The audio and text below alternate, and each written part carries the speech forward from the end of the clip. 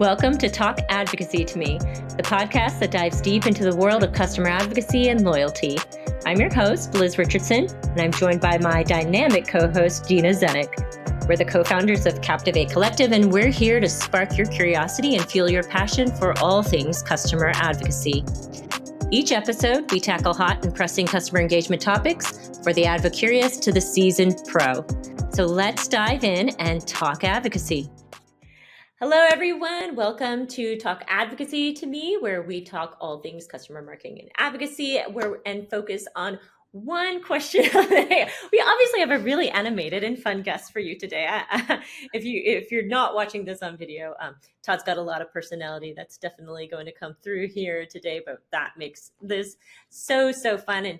And we have our burning question of the day, which is, how do I build a super user program in my community? Which brings me to our guest, who is Todd Nilson. And Todd is an expert. So thank you. We're so excited to have you in community building and digital workplace transformation and marketing strategy, right? So you've got a lot under there. Todd is the president and community strategist for Clocktower Advisors. I'm sure we'll hear a little bit about that. And Todd has some background in cool things like competitive intelligence research and gamification techniques and recruitment, etc. And the way that this manifests itself is that Todd leads workshop and training for some good brands in the B2B or maybe B2C too. I don't know. Todd, you can tell us a little bit about that in a minute. Space, yes. And a little bit. Yeah. Everyone's like, a little bit. And you also help advise on building community strategy and digital workplaces. A couple fun facts about Todd before I let him introduce himself a bit here is that he is from Wisconsin. I don't know where Two Rivers is, Todd, just to be honest. What? But I'm sorry. It's just like, if you're in Wisconsin, it's just like, well, I don't know. I did live in Sheboygan for a summer, so that's you weren't all far my away. experience. You weren't far away. That's okay. A 20-minute drive for me. So well, there you go. There you go. And my favorite fun fact about Todd is that he's a trained dancer in tap, jazz, modern, and ballet. So I'm excited to hear about all the things. So Todd, I'm going to give you a minute to kind of hone in on what I just said and bring out the really important parts for us today. Oh, thank you. I'm so sorry. Let me stop you real quick. And we have Deena Zenyk on here, as always, my partner in crime, co-host. I'm just a passenger. I mean, you were the hostess with the mostest. I will say, I if Liz has been out, I have had to sub in a couple of times as the host for Talk Advocacy to Me. Liz, you do such a great job. I'm just happy to be here. So thanks. And I always bring her in introduction in a little late after we get through our guests. So I'm going to not make awkwardness when Deena starts talking. Deena is here. So Todd, back to you. Narrow it down for us. What should people know about you? Thank you. Well, first of all, thanks so much for inviting me on the show, Liz, Deena. I've been looking forward to this for, I think, a month or two now. We were trying to get schedules to coincide to get together. You gave me a wonderful introduction. Thank you. So since 2015, I've been running Clocktower Advisors, which is a community strategy organization, mainly with me, but I've got some associates, some other advisors who work with me or through me from time to time. But I work primarily in B2B businesses, as well as mid-sized to large nonprofits or public affairs organizations. Communities are, as he said, my passion. That's what I love to do, is to help organizations think their way through building an online space to gather people together, to share, to create meaningful things together, to exchange ideas, and to be joyful, in the things that they build. And as you might expect, that's got a lot of correspondences with the world of customer advocacy. So I do end up touching upon, building strong user groups and building advocacy style groups, whether you want to call them fan groups or ambassador programs or super user groups. Like they go under a number of different names, and there are some gradations in the meaning involved with that. But I'm very much involved with that. Just to kind of add on, to what you said about my background. Yeah, I'm sort of a jack of all trades, master of some, I guess. I enjoy the things that you mentioned around recruitment and entrepreneurship and competitive intelligence, gamification, game thinking. All of those things make up me and what I bring to the table for organizations, whether I'm hired as a consultant or as a fractional head of community for organizations. I do both. And I have a deep and abiding love of the online community platforms, but insofar as they connect with real people and there's usually at least some level of correspondence with in-person groups as well. So I have been a trade dancer. I have not been on stage in many years, but I was a big tap dance fanatic when I was a little kid. Whenever I would see Gene Kelly in a movie, I had to get up and dance along with him. And so my parents took me to dance classes, and I kind of fell in love with stage performance and that work, and did a bit of musical theater, a little bit of competition work at a state level. Not the right build or temperament probably to be a dancer by profession. So I think I still ended up in the right place, but I think you learn a lot of lessons from those experiences, being on stage and recognizing what people like and look for and what they respond to. Mm-hmm. And how to engage them, which is just so much of what we do and so much of what we talk about here. So thank you for bringing your expertise into our conversation today. And I am really excited to get talking. If you are listening right now, please feel free to drop questions as we go along. If we can, we'll answer them. If not, I know that Todd will come back and give his opinion on LinkedIn threads. So Todd, we are here to talk about a specific topic today, and you are a community expert, and there's a lot of overlap and coordination, especially these days, with customer advocacy and community. In fact, you mentioned technology real quickly, and community platforming is becoming once again very much a avenue that customer marketing and advocacy professionals are evaluating for running their programs. But there's always been a lot of crossover between these groups because you have very engaged customers in your community a lot of the time. Or if it's a support community, maybe you have really angry customers or really frustrated customers, but communities of practice, and they tend to be people who are engaged with the brand or with the product. And then we have customer advocacy that also tends to engage with happy and collaborative customers for the most part. So there is always crossover. We're always trying to work and collaborate closely with the customer or the community teams. But right today, we're going to focus on one specific topic, as we do here on Talk Advocacy to Me, which is how do I build a super user program in my community?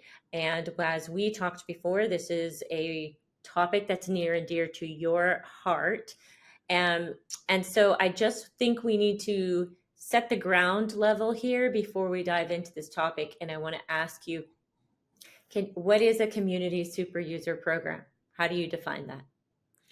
Yeah, so I would begin by saying that a community super user program is usually something that is built from members of your online community who are the most active, the most willing to contribute, the most willing to communicate with you on a regular basis, and who can be leveraged to do various things within the community and beyond to help further the brand, deepen connection, increase sales across the board.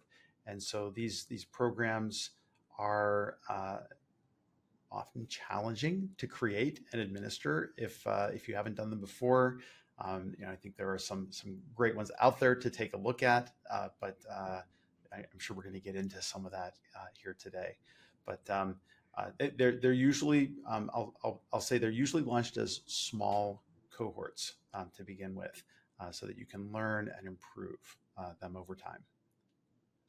So, and what do you think differentiates them from, let's say, if you have a super user program inside your community, how do I differentiate that if I'm thinking of just an advocacy program?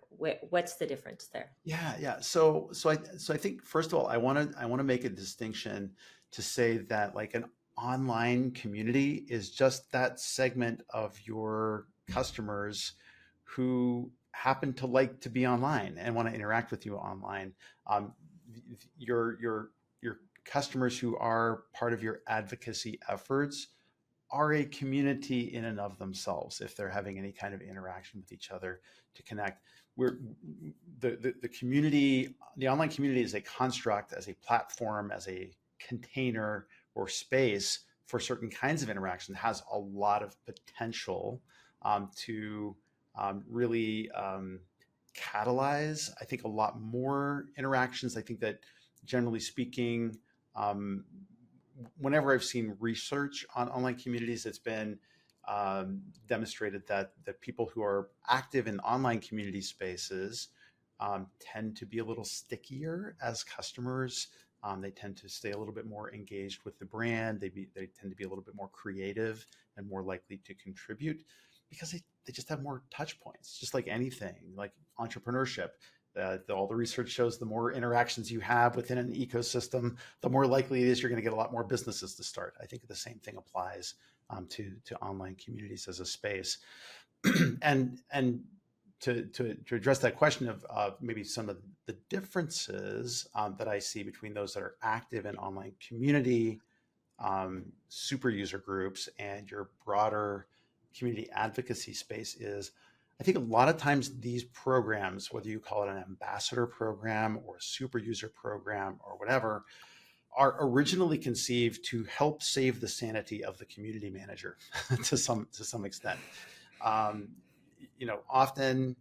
more often than not, today with tightening budgets, a lot of online communities are run by a solo individual, one person, maybe two, who are responsible for the entire online community program. And that's a burnout job. You can't be on 24/7. You can't be on the weekends to do that. It becomes a mental health issue to do it. And so I think it's been a matter of accepted wisdom. And I think something that's been proven out over time is that, building out programs for advocacy for super users, for your most active and engaged people, is a way to scale the support of communities. It's a way to enable those individuals who want to do more in the community to gain some status, some visibility, to grow professionally, maybe personally, and to do things that will help keep that online space thriving and alive. So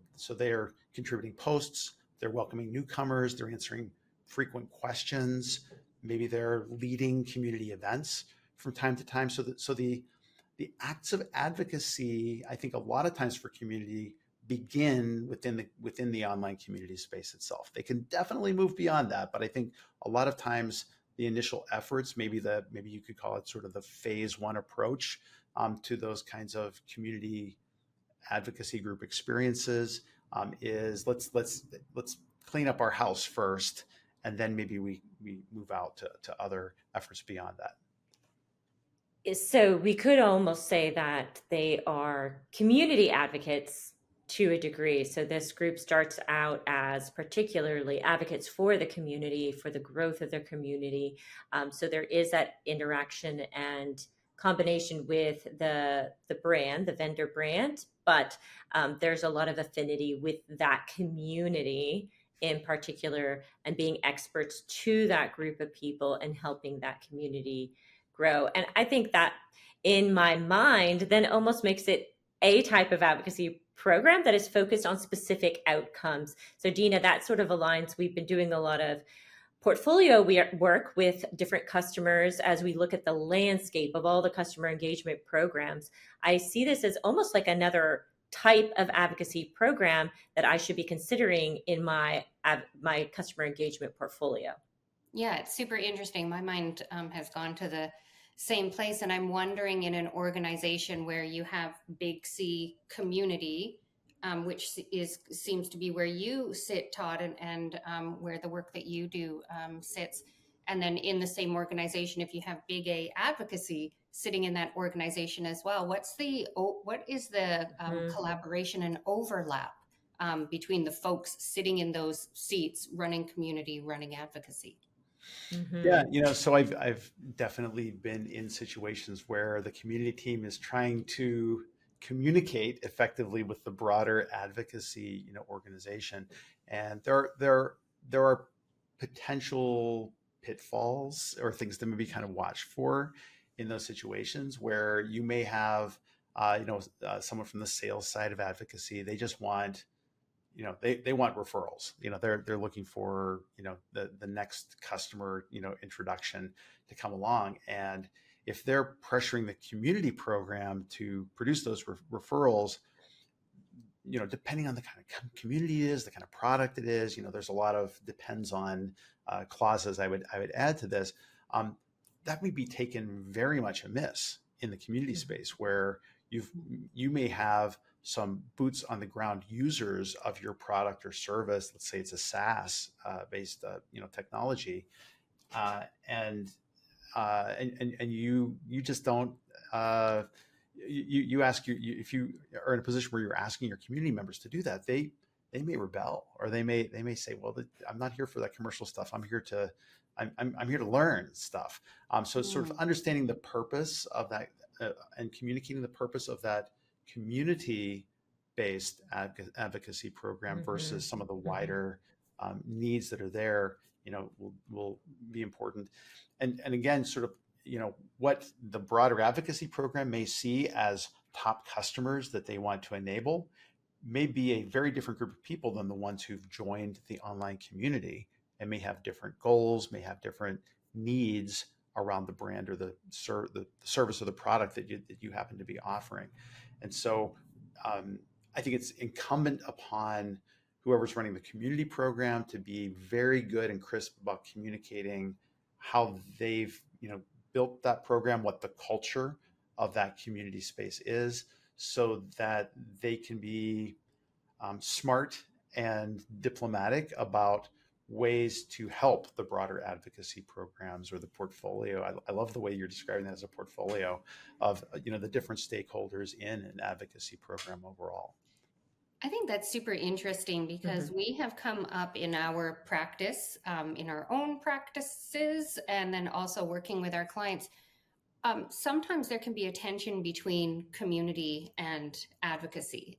If a new advocacy program is being introduced, for example, we have run into occasions where the folks or person running community can be quite territorial, stay out of my community. And something that you said there has really resonated with me, that community, as you said, needs to articulate kind of what their boundaries are and what good practice looks like inside the community. But what you described as advocacy is not really how we would think of advocacy. We would never recommend that someone kind of goes in guns blazing looking for referrals. So it's also incumbent on the advocacy folks to do a good job of collaborating with community and explaining kind of what the full scope of advocacy practice is, that it's actually a gentle practice. It's a practice built on nurturing relationships with customers before moving towards activation. So it seems that inside organizations, there's room for the community folks and the advocacy folks to better communicate and align on what good practice looks like, and then finding the crossroads. I really love that, and I'll say I blundered like a bull in a china shop into offering an extreme example of what I meant. By distinction. We love extreme examples. I think it's a lot about context, though, right? I mean, you may have an advocacy program that is a referral only program. You've done your research, the types of people who might be willing to just gamify it up. I want to do a bunch of referrals. I want some free product, or I want some cash. I mean, I've seen people giving away cash. Hey, that is very enticing to certain people. And then if you're clear about the charter of the program. Who is this program for? What's the value in it for you? What's the value to the organization? Then that program can be an effective program. If you're targeting the right audience, you have the clear messaging, the clarity of what this is about. And I think that was when Todd was talking, was just like, it is interesting when we think about doing advocacy inside of a community, we may need to spend more time thinking about what's the remit of the community itself. And then that gives us our guardrails for what we can actually entice these people to do. And it also helps the conversation on the advocacy side when we have someone who's like, why are you building an advocacy program? I already interact with the community people. There's overlap in this audience. Why would you have something that lives out here? Well, there does need to be that clarity of what is going to be different about the remit of this program or the focus of this program that maybe we can't enact inside of the community because that's not the appropriate channel and that's not the appropriate focus for that audience. Well said. I love that. And I think, the coming together of the community team with the other stakeholders from your customer advocacy program to talk about, you're touching on something that I think is a perennial challenge for community professionals. I think, Deena, you mentioned earlier that there have been cases where there's been a very territorial community leader who has been very hesitant to collaborate with others. I think a lot of that's coming out of some challenges that community professionals have had articulating the value of community, because it is an abstraction for many leadership teams to understand, because it is a multifaceted kind of engagement effort with customers, and I think that some of that, I'll call it paranoia. That's probably not a right term to use for it, but some of that defensiveness that can happen around that also comes from the community professional maybe not understanding where their home is. It sometimes comes from a lack of security, and by that I mean, what department does community live under? A lot of times it ends up getting slotted under marketing. Sometimes it's its own department, off in the hinterlands somewhere. And so that feeling of disconnection can be a very real thing and can lead to some behaviors like what you're describing. I think. You could have just described advocacy. You could have just described the advocacy remit there.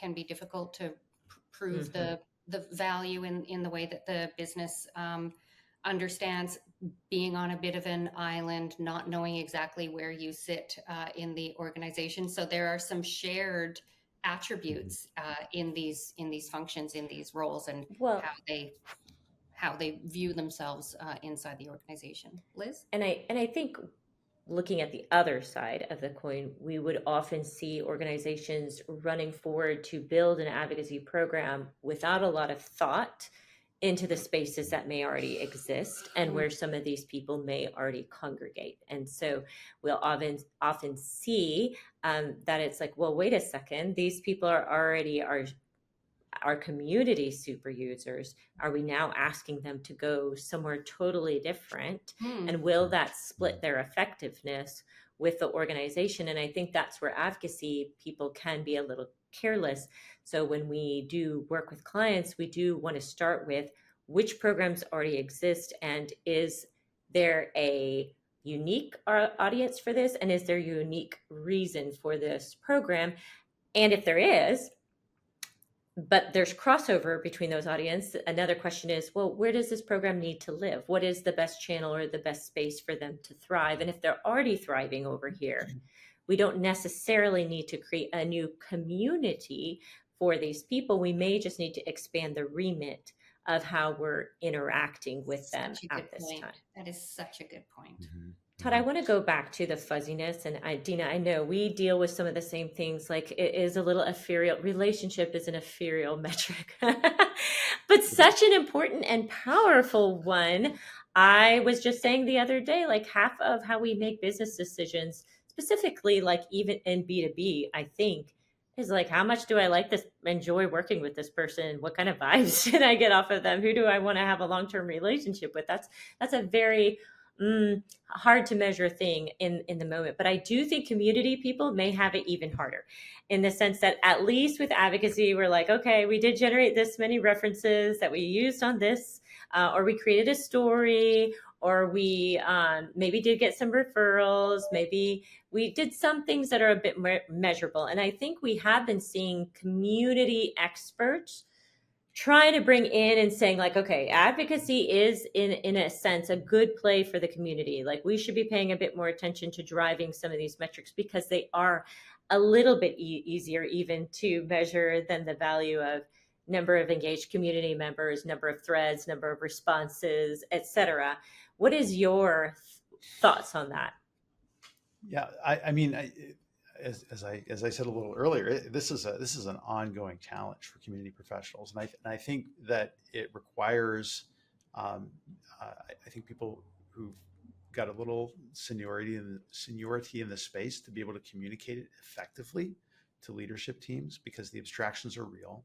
But I kind of split into two people and have an argument with myself whenever these kind of questions come up, because on one side, I end up living a little bit in the world of some things that I've heard Gary Vaynerchuk say from time to time about like, well, what's the ROI of this basketball? Well, for me, it's nothing, but for LeBron James, it's $1 billion.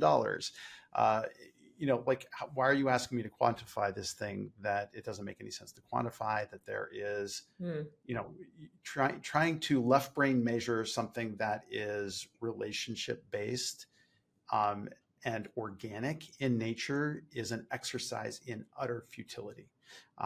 And there is sort of the storytelling side of my personality, and that's very much a big part of me as well, that I think has to be part of that executive narrative that you bring to a leadership team to talk about the value of the community. Let me tell you about Liz, who I met in the online community, who was very frustrated with our product. She was very angry with us and felt like the features were not working and that she wasn't being heard. But because she was in the community, she got help from Deena, who was also in the community, who really helped to turn it around, became a great friend. And ultimately, they both became references for us, as part of that work.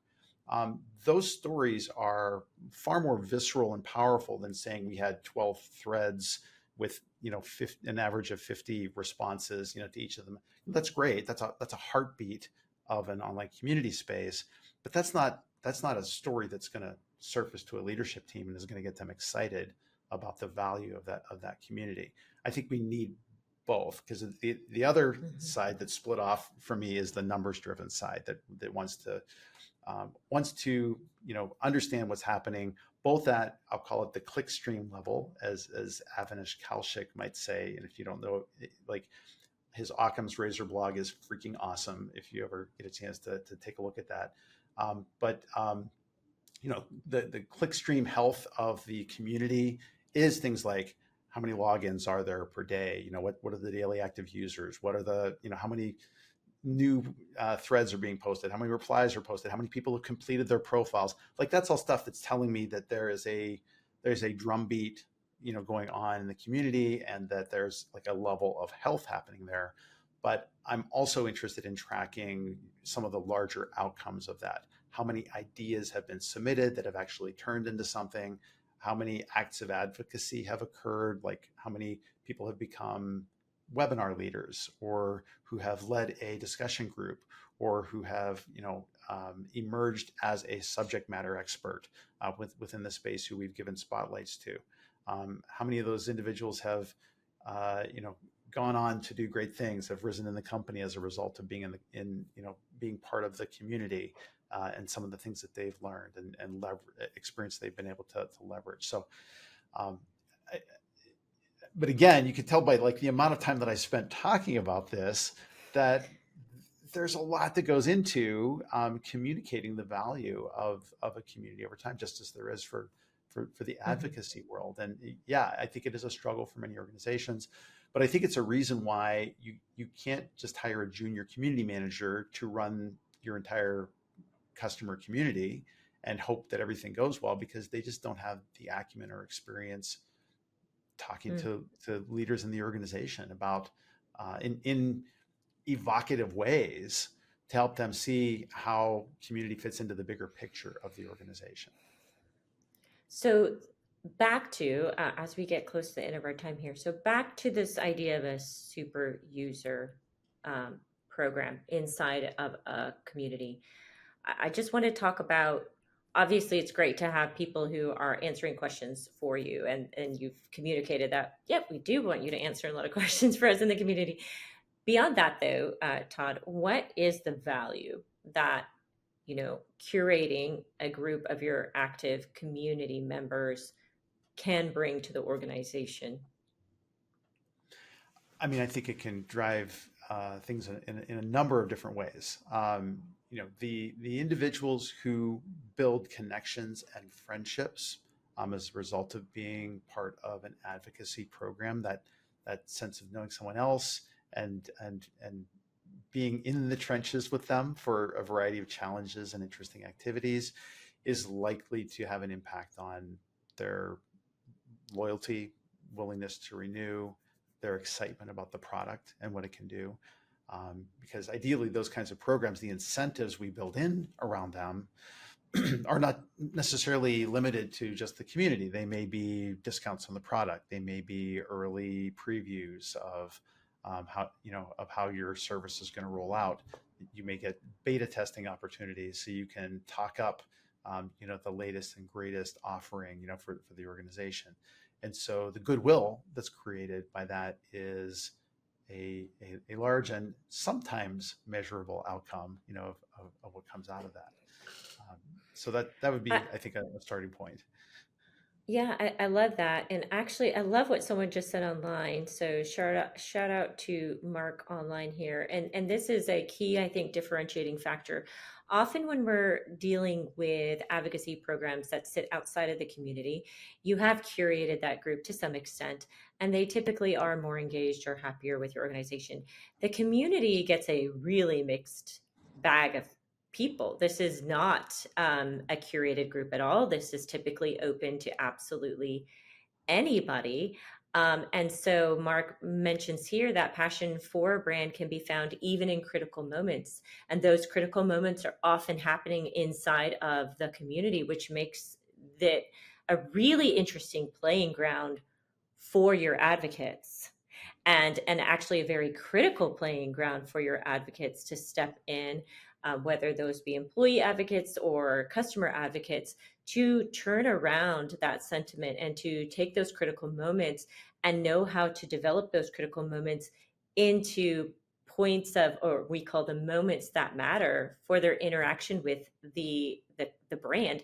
You don't always, or often maybe even, get those opportunities in what we would call standalone advocacy programs, where you're typically engaging with a community of people that are generally positive about the organization. Mm-hmm. I love that. And by the way, hey, hello to Mark. I think I know which Mark we're talking about. Great to see you, then. So I love that. I think that I would say your advocates in community aren't necessarily always the people who have all the heart emojis for you. They are often people who are maybe the loudest complainers. Because if you think about it, like, why else would you complain about something, like, if you didn't care about it, if you didn't have hopes for it being better than it is right now? I think in many cases, not all, but in many cases, some of your biggest critics are people that just want a better world for you and for them. And I love the moments that matter. I'm going to steal that. I think that's wonderful. Like creating those moments that matter. It's that moment of reaching out to somebody who has been very critical. And as a community participant, because that individual's there on a regular basis, as a community manager, you've got the opportunity to reach out and start to build a relationship with that person, to help them see that there is a human face in the company and somebody that they can interact with on a regular basis, and they can understand that they just often they want to be heard, and they want to be seen in what they're doing. And if you can build that relationship, that person can become your biggest advocate. And that's the kind of thing that gets me excited about community building, actually. Yeah, Deena, we talk a lot about finding your advocates. Where do you find them? And community always makes the list, right? Like, okay, Yeah. we generally know you can find some, because they might be the ones answering questions, they might be the ones giving feedback, or they might be the ones saying, I love this product. But I don't know if I've thought as deeply enough as I should have, maybe, about what type of advocate you can find in the In the community. community. Yeah. Mhm. Yeah, for sure. And along those lines, Liz, I think what we're seeing within our client base, specifically with the clients who are looking to move off influitive, I think we're going to see a bit of community advocacy fusion just as a bit of a forcing function. For people who are moving to other tools off of Influitive, the ones, anyways, on our roster, they're looking to their existing communities that are already stood up inside the business as a place to kind of say, okay, we have this engaged community base. Maybe we can use other tools to engage them in their journey. But what is that place for them to congregate? What is that place for them to kind of see and be seen?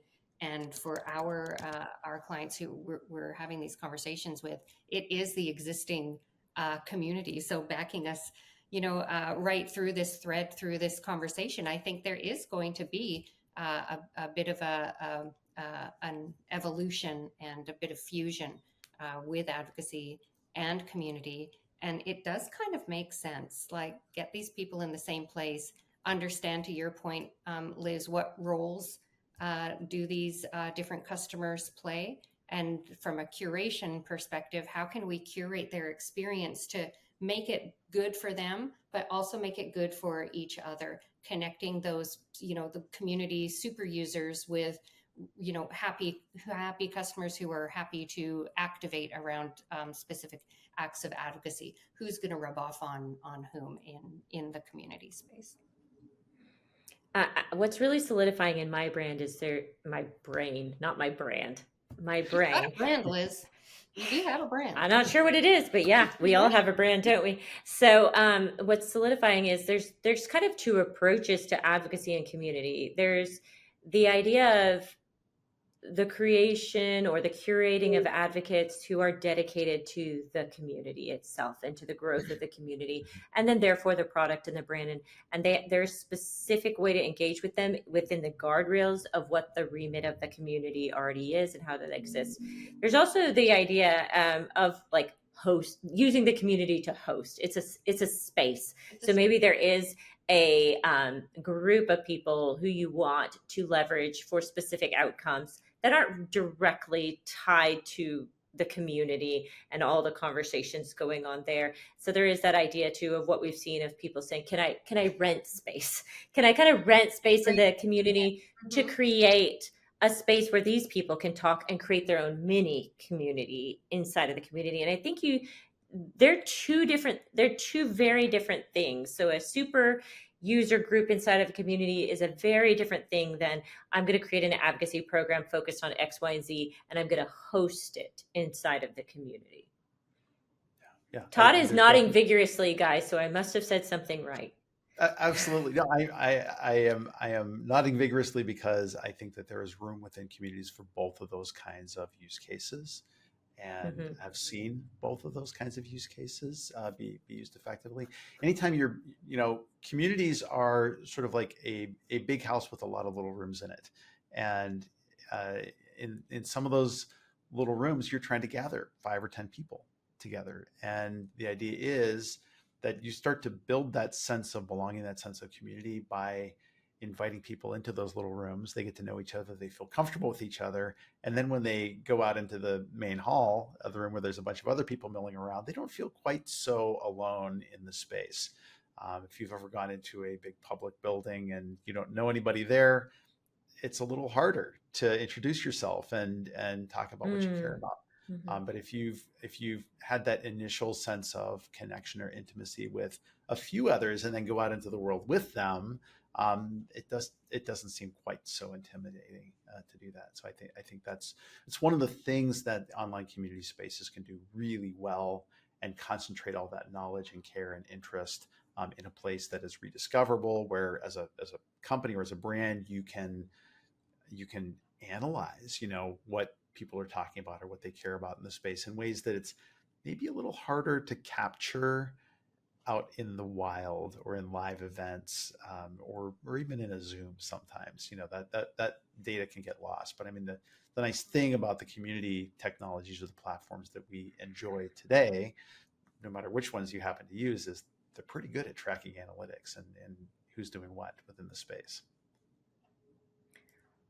This was a really interesting conversation, because I feel like I thought through some things myself. Deena's nodding there too.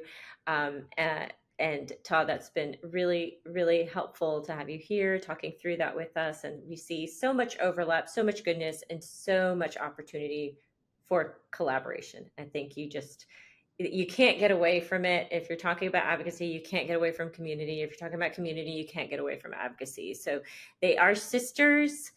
Maybe we're going to continue to see more and more overlap here, but there's also some necessary delineation on the remit and the purposes of each of these areas, and even what advocates for these different areas do focus on, and who they are. What's their personality? What are they looking to accomplish? What do they actually want to collaborate and do with you?